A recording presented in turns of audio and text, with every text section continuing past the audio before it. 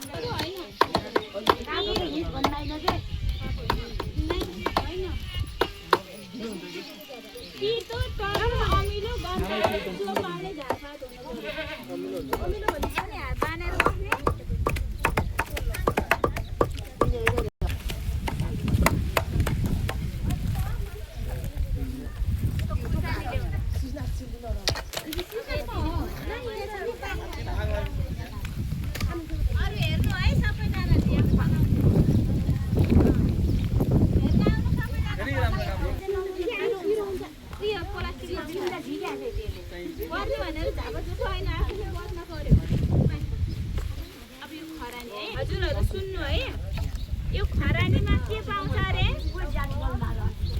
Potash पाउँछ हो। यो खुसारीहरु हल्ला नगर्नु है। यो त सुन्नु त लास्टमा हाल्नु होला। त्यो जति पनि अहिले यसरी सुँग्दाखेरि गन्ध आहा कि आएन?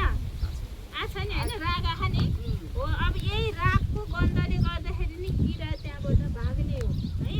अब यो थरी थरीको झारपातहरू छ हो कि हैन? यो झारपातबाट कुहिँदाखेरि यसबाट जुन मल आउँछ त्यो भनेको गुणस्तरीय मल हुन्छ। भनेको सबै कुराबाट आएको रागको मल हुन्छ नि, त्यो चाहिँ 13वटा खाद्य तत्त्व भनेको थियो नि हामीले। त्यो 13वटा खाद्य तत्त्व नै यसमा पाइन्छ है। अब यो झोलमोल बनाउँदाखेरि अनि यो जति पनि यो हामीले यो लसुन खुर्सानी यो उ जति पनि छ नि, यो यी सबै चिजहरू हामीले टोक्यो भने हामीलाई हानि गर्ने चिज छ त या छैन हैन? त्यही भएर यो विषादी चाहिँ हामीले प्रयोग गर्दाखेरि हामीलाई पनि असर गर्दैन है। बिरुवालाई पनि के गर्ने भयो, हानिकारक किराबाट बचाउनु भयो। हामीले प्रयोग गर्दा पनि हामीलाई असर गर्ने भएन। अर्को विषादी रासायनिक विषादी छरेको 1 हप्तासम्म हामीले खानु हुँदैन हैन? तर यो विषादी आज छर्नु भयो, त्यसलाई भोलि नै खान मिल्यो, भर्खरै पखालेर पनि खान मिल्यो कि। यो चाहिँ किराहरूलाई चाहिँ भगाउने र अन्डालाई चाहिँ नोक्सान गर्ने। अनि त्यस पछाडि चाहिँ मलको काम, अनि अर्को काम सिँचाइको काम पनि गर्ने भयो है। झोलमोलको काम भनेको चाहिँ यो। अब हामीले यसमा पिना हाल्छौँ, पिनाबाट पनि पिना भनेको थिएन मैले खै उतो क्या ल्याउनु यो पिना ल्याउनु भएन अरे हैन? अर्को माटोलाई कुकुलो बनाउने काम गर्छ। अर्को काम भनेको के को काम गर्छ अरे? अर्को के काम गर्छ? हो, युरियाको काम गर्ने भयो है। तर यो पिना थोरै भयो दिदी, अलिकति ढालिदिनु भनेर है। ठिक छ, भोलिको दिनमा राख्नुपर्ने चिज अझै एउटा भनेको भेली हो। भेली हामीले ल्याउन बिर्सेछौँ हैन? भेली पनि राख्नुपर्छ भनेको होला। त्यो ड्रम ल्याउनु त भेलीको साथमा चिनी हाल्दा हुन्छ। हामी सिस्न हाल्ने हो। ल अब यसमा हाल्नु त, एक खोलेर हाल्ने सहयोग गर्नु त।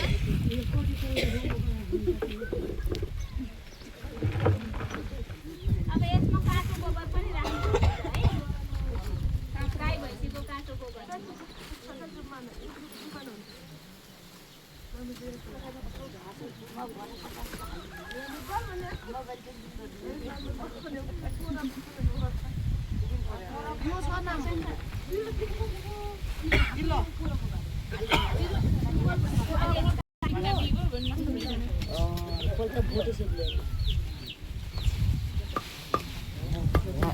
यहाँ खोर्सानी अलि यहाँ ऊ छ टिमर छ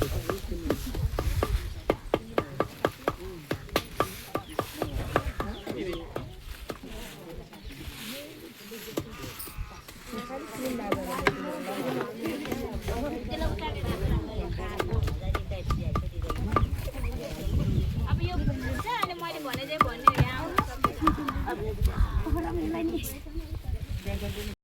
यता आउनु कि यता आउनु झारपातहरू छ नि यो ड्रमको के हुनुपर्छ भन्दाखेरि खादी खादी थोरैमा पनि यति यति हुनुपर्छ है यो झारपात बुझ्नुभयो अब हामीले यसलाई चाहिँ पानी राखेर पनि बनाउन सकिन्छ तर पानी राखेर बनाउनु भयो भने के हुन्छ त भन्दाखेरि चाहिँ जति मात्रामा कडा बन्नुपर्ने हो त्यति मात्रामा कडा बन्न सक्दैन अब हामीसित पिसाब राख्नुभयो भने एकदमै के हुनुभयो त कडा बन्नुभयो है यति जति ड्रम जति ठुलो छ तपाईँको एक बिटा खाली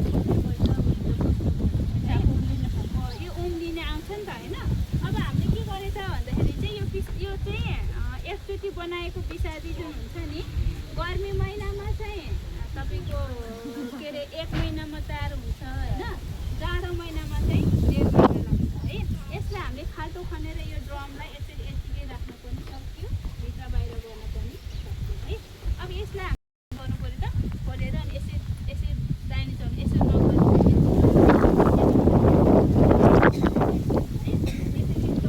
दाहिने चलाउनु पऱ्यो अनि त्यस पछाडि के भन्छ यसलाई लगाइदिइहाल्नु पऱ्यो 2 हप्तामा एकपल्ट चलाउनु पऱ्यो महिनामा कतिपल्ट हुन्छ 4 पल्ट होइन अब यसमा यो ढ्याङ्ग्रोमा राखिरहँदा त यो बाटो उहिँदै जान्छ अनि यो किनभने चर्को भयो पानी त सुक्छ नि त बोतलमा राखेको छ हो कि होइन त्यही भएर यसलाई राख्नु पऱ्यो त पात चाहिँ थपिरहनु पऱ्यो बुझ्नुभयो थपिरहनु पऱ्यो योभन्दा माथि आउन भएन के गर्नु पऱ्यो त अघि मैले भन्थेँ नि 1 बोतलमा 8 बोतल सानो बिरुवालाई 1 बोतलमा 4 बोतल ठुलो बिरुवालाई है अब छान्नु पऱ्यो अब एकचोटि बनाएको पिसादी चाहिँ 3 महिनासम्म प्रयोग गर्न सकिन्छ है अहिले यो बनायो भने हामीले बुझ्नुभयो यसलाई चाहिँ हामीले बनाएको 1 देखि 2 महिनाभित्रमा युज गर्नुपर्ने हुन्छ बनाएर लङसङ राख्न पनि पर्दैन बुझ्नुभयो अब गर्नुभयो भने आफूलाई पनि फाइदा